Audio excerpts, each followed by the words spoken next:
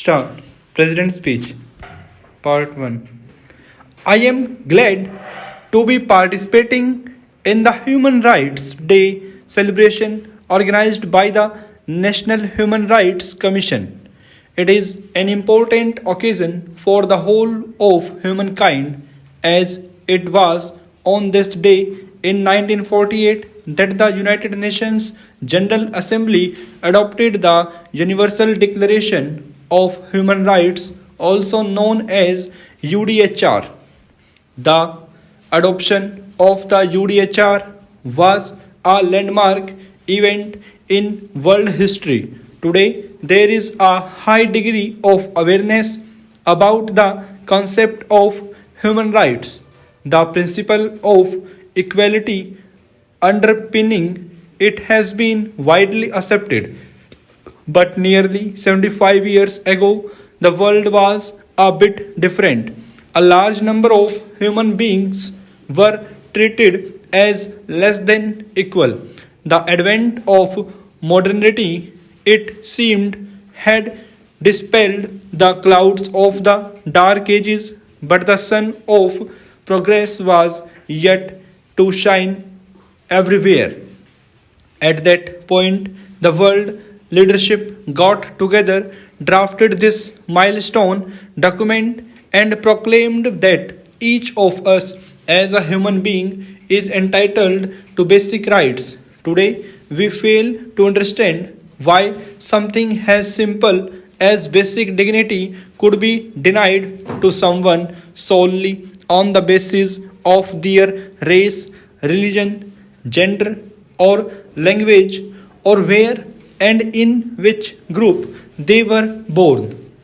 Any mention of the UDHR is bound to remind us of the incomparable contribution made by an Indian to its drafting. Husband Mehta, as you know, was India's representative to the UN Human Rights Commission.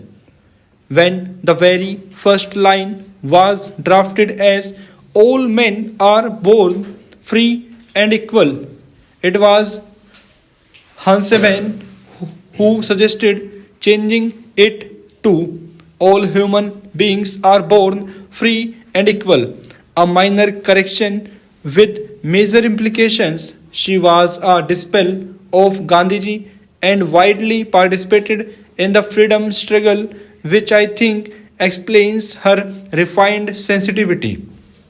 Yet, progress towards equality has been a slow journey in many places.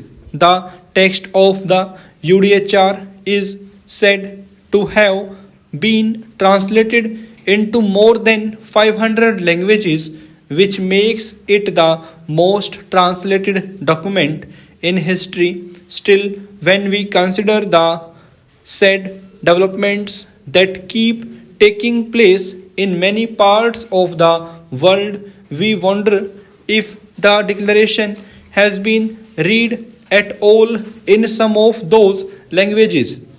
Ladies and gentlemen, the fact remains that human rights are a work in progress around the world. At home, however, we can take solace in the fact that the National Human Rights Commission has been making the best possible efforts to spread awareness about them. Now, in its 30th year, the NHRC has done a commendable job of protecting as well as promoting human rights. It also participates in various global forums for human rights. India is proud of the fact that its work has been appreciated internationally. It has been enjoying the A status with the global network of national human rights institutions called GANHRI.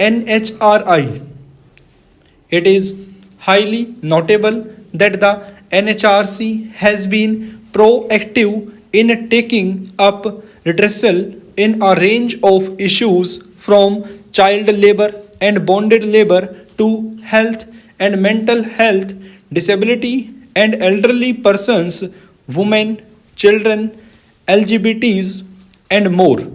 During the COVID 19 pandemic, I am told a team from the NHRC visited a hospital to ensure no one was denied admission and treatment. It also prepared and issued advisories to ensure all human rights were respected in the authorities' response to the pandemic. In addition, the Commission also promotes research on these and other matters. It has supported research on, for example, the criminal justice system. I had an opportunity last month to share my views on the plight of underlined prisoners. In that case, and also in many other cases, I believe our intentions are always noble, yet they need to be followed up vigorously to give positive results. That is why developing sensitivity and sympathy is the key to promoting human rights. It is essentially an exercise of the faculty of imagination. If we can imagine ourselves in the place of those who are treated as less than human, it will open our eyes and compel us to do the needful. You might have heard of the so called golden rule, which says, treat others as you would like them to treat you. That sums up the human rights discourse beautifully. Ladies and gentlemen, today is the beginning of the worldwide year long celebrations of the 75th years of the UDHR.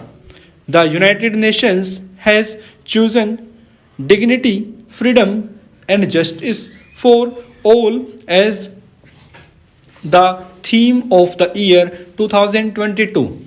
That is close to the ideals expressed in the preamble of our Constitution. What do we mean by justice? The preamble explains it is justice, social, economic, and political. I have said before that we should strive to expand the notion of justice. Over the past few years, the world has suffered from a high number of natural disasters and caused by usual and weather patterns. Climate change is knocking on the doors. People in the poorer nations are going to pay a heavier price for the degradation of our environment. We must consider the environmental dimension of justice now. The challenge of climate change is so enormous that it forces us to redefine rights. 5 years ago, as you know, the High Court of Uttarakhand held that the Ganga and Yamuna rivers have the same legal rights as human beings. But why stop at only two rivers? India is a land of sacred geography with countless holy lakes, rivers, and mountains.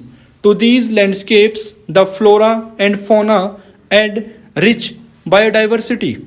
In old times, our sages and seers saw them all as part of a universal whole along with us. So, just as the concept of human rights exhorts us to consider every human being as no different from us, we should treat the whole living world and its habitat with respect. I wonder that would the animals and trees around us tell us if they could speak? What would our rivers say about human history, and what would our cattle say on the topic of human rights? We have trampled on their rights for long, and now the results are before us.